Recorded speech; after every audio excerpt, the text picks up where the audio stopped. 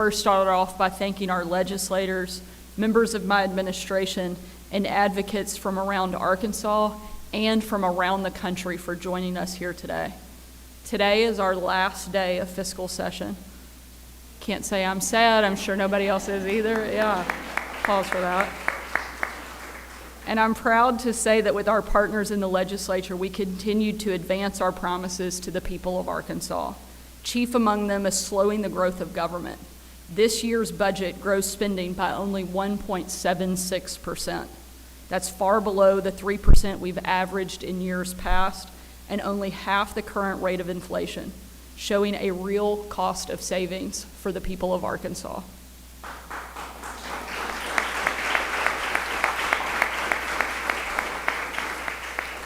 At the same time, we're still making critical investments in public safety and education, all of which I called for in my State of the State address just a few weeks ago.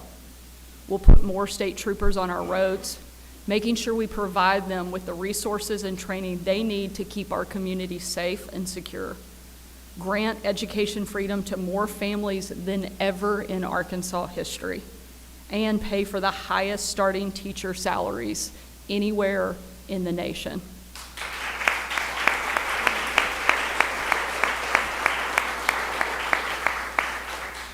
And we're paving the way to cut taxes in the future and eventually and responsibly phase out our state income tax to let Arkansans keep more of their hard-earned money.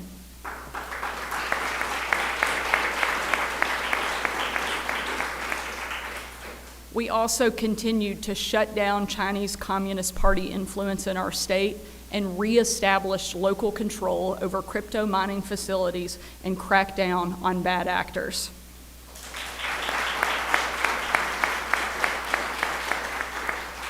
I want to once again thank our legislators who made these victories possible.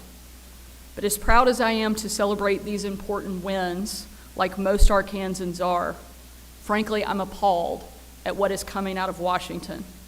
I've said before that the dividing line in this country is no longer between right and left. It's between normal and crazy. And the most recent attack on common sense came from President Biden's Department of Education and their total rewrite of Title IX. When Title IX was first written, it was 37 words long. The message was simple. Men and women deserve equal access to higher education.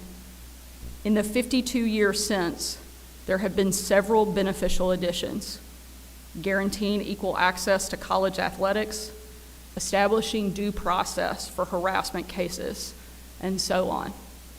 However, last month, President Biden released a reinterpretation of Title IX that comes in at an insane 459,000 words. Let that sink in. It's a document that should scare every woman and frankly every man in America.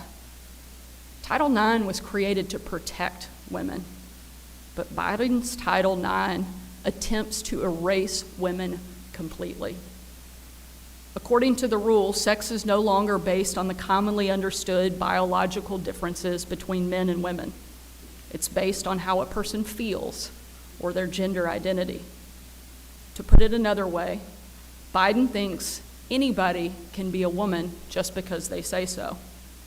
As a woman, the mother of a daughter, and our state's first chief executive to give birth, thankfully not while in office, I can't think of anything more offensive or dismissive of the very real, very scientific traits that all women share and that no man does. I find myself asking, where are all the so-called feminists? Women fought for so long to have equal access to sports and higher education. Are we really going to throw that all away in the name of political correctness? Walk down any street in Arkansas, from Little Rock to Mountain Home, and ask someone the difference between a man and a woman. You will probably get a pretty straightforward answer. But apparently, our leaders in Washington can't tell the difference anymore. It would be laughable if it weren't so threatening. That's because the rule doesn't change just language on a paper. It could have a very real impact on Arkansas colleges and universities. If Biden gets his way, female college students will shower and change next to male college students. Referring to someone using biologically correct pronouns will get you hauled in front of a disciplinary board for harassment. And scholarships, previously reserved for women, will now be open to anyone claiming to be a woman. My message to Joe Biden and the federal government is that we will not comply. Thanks to the hard work of our legislators, Arkansas already has several common sense laws on the books that directly contradict President Biden's new Title IX rule. Those include Act 317, ensuring sex-segregated bathrooms and sleeping quarters, the Fairness in Women's Sports Act, which keeps men out of women's sports, and the Given Name Act, which protects educators' right to free speech when addressing a student. That's the law in Arkansas, and we will enforce it.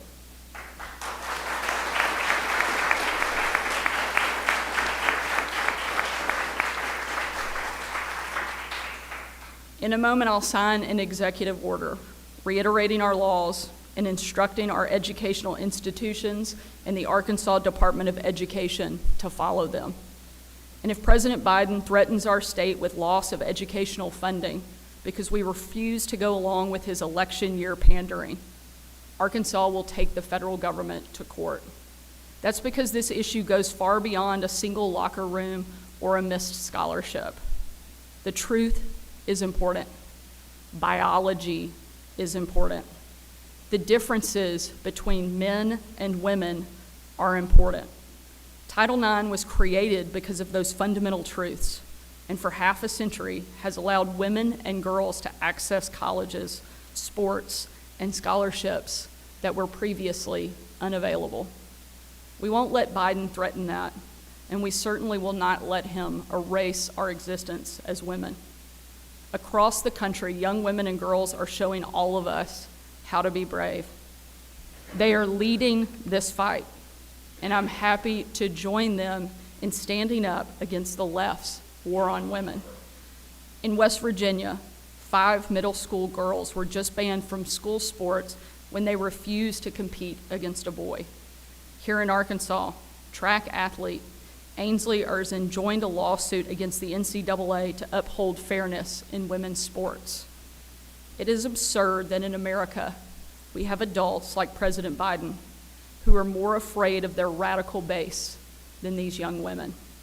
With us today, we have Riley Gaines, a 12-time All-American swimmer with 5 SEC titles and one of the bravest voices speaking out on this issue. If the weak men running the White House had half the courage of Riley, our country would be in a much better place.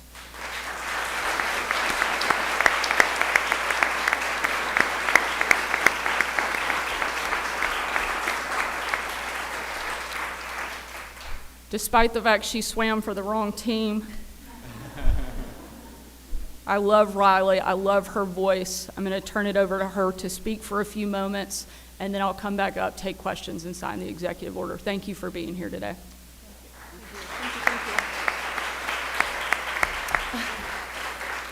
Thank you, Governor Sanders. I would be remiss if I didn't start with saying you guys here in Arkansas just got a dang good basketball coach. So take that for what it's worth. But my name is Riley Gaines, and I am here today as an advisor for the Independent Women's Voice, a former collegiate athlete, and an advocate for women standing firmly against the erasure of women from our own domain. By now, my story is well known. In March of 2022, my teammates and I were forced to compete against a male named Leah Thomas, formerly Will Thomas. Thomas swam to a national title in the 500-yard freestyle, beating out the most impressive and accomplished female swimmers this world has ever seen, including Olympians, American record holders, by body lengths, might I add.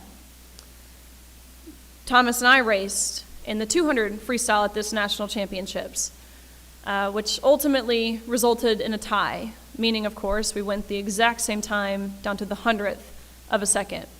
But despite tying, when we go behind the awards podium, the NCAA official looks at both Thomas and myself, Thomas towering over me at 6'4". This official says, "Great job, you two, but you tied. And we only have one trophy, so we're going to give the trophy to Leah. Sorry, Riley, you don't get one." And when I asked the dreaded question of why are you adamant on giving the trophy in the women's 200 freestyle to the man, he simply responded with, "Well, this is what we had been advised to do when photos were being taken. It's crucial that the trophy's in Leah's hands." Of course, reducing everything that we had worked our entire lives for down to a photo op to validate the feelings and the identity of a male at the expense of our own. But that's not all.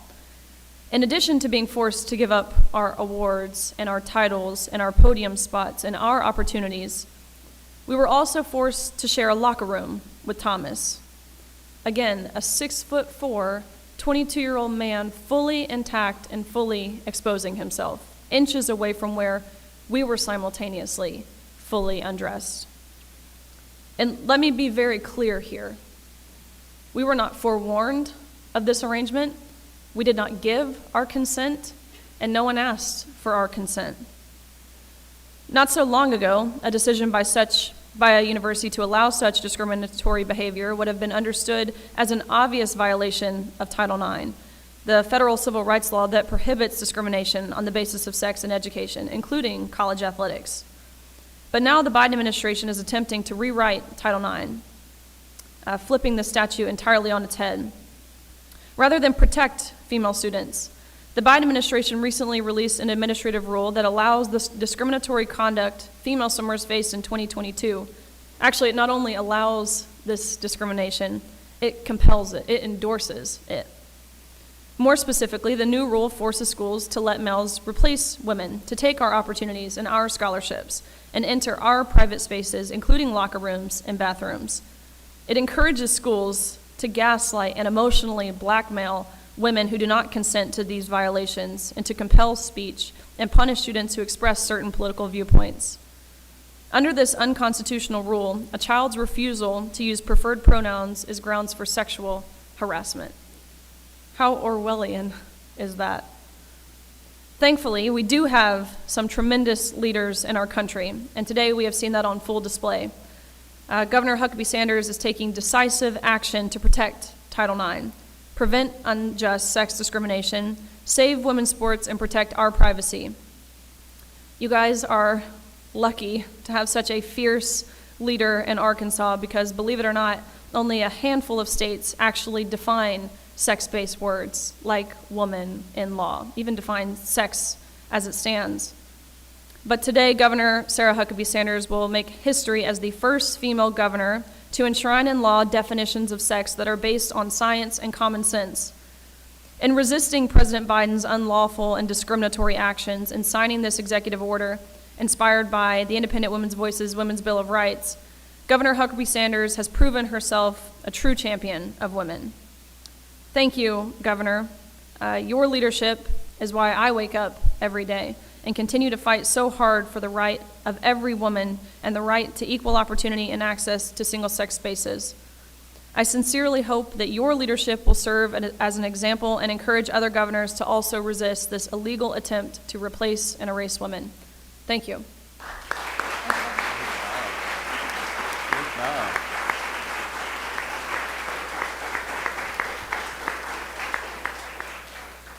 Thank you, Riley, for being here and having the courage to share your story. That's not easy to do, and to stand in front of everybody like you've been doing on a national level to advocate for what's right and what's fair. So thank you. That was very inspirational.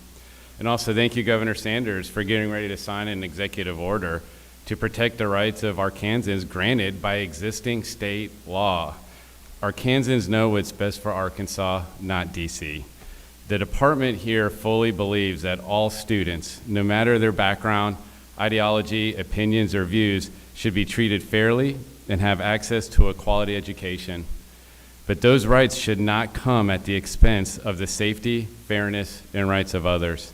The Biden administration's changes to Title IX defy common sense and will put those ideals into jeopardy by eroding the very fabric of equality, fairness, and justice.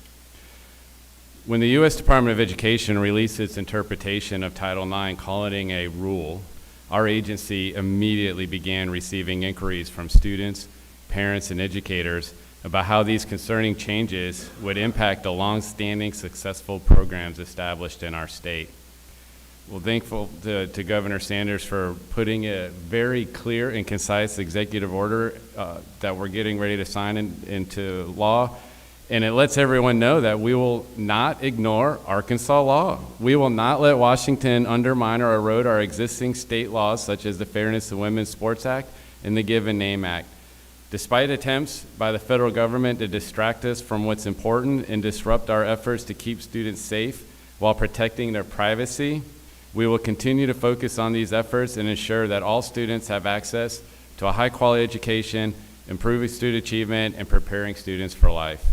So today I want students, parents, and educators to know that we hear you, we support you, and we will fight against the unjust agenda being pushed by Washington to water down 50 years of Title IX protections. And most importantly, we will continue to support and fight for the more than 37 female students that are participating in our sanctioned sports and activities in Arkansas schools, and the almost 1,500 competitive female athletes in Arkansas's colleges and universities. Thank you once again, Governor Sanders, for the executive order.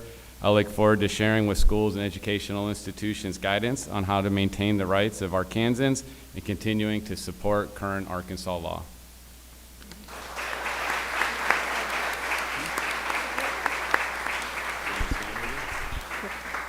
Take a couple questions.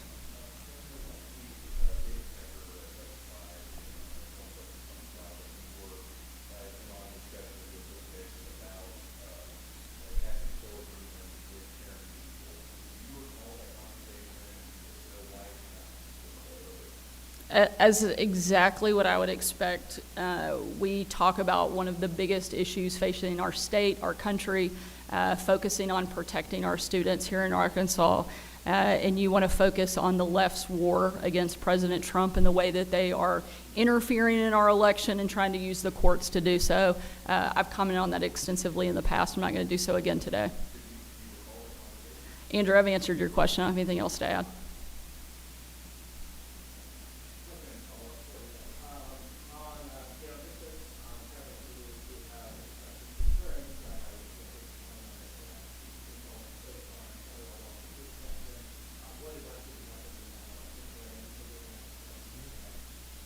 Sure, and I'll let Secretary Oliva jump in here. Actually, only one of these is a law. We aren't the group that has tried to circumvent the system like the Biden administration is doing through the new guidance that they are issuing on Title IX. We are enforcing and upholding state law, and we're asking that our institutions follow Arkansas law, and that is one of the reasons for the executive order today, is to provide that clarity and that instruction to our institutions across the state.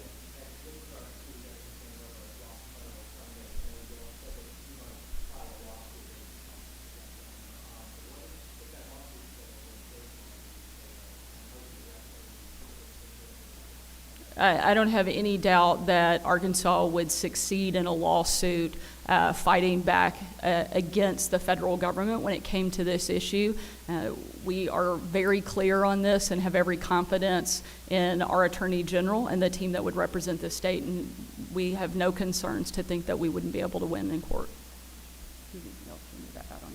So, on the implementation side, I can tell you, Josh, when districts call and ask questions, and we told them when the Biden administration put out the rule last summer to seek comment that we were going to comment in opposition, and we issued guidance to school districts then that we were going to stay the course and follow Arkansas law.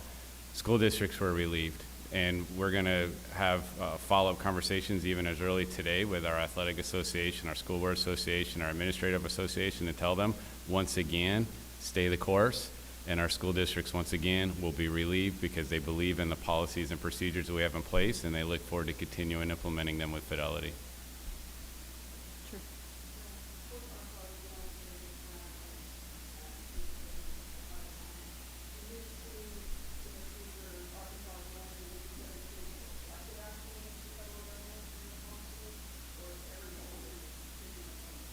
we'd be happy to join and have all 50 states. I think every single governor in the country should be standing up and fighting for the protection of women in their state, and we would happily join them in that process.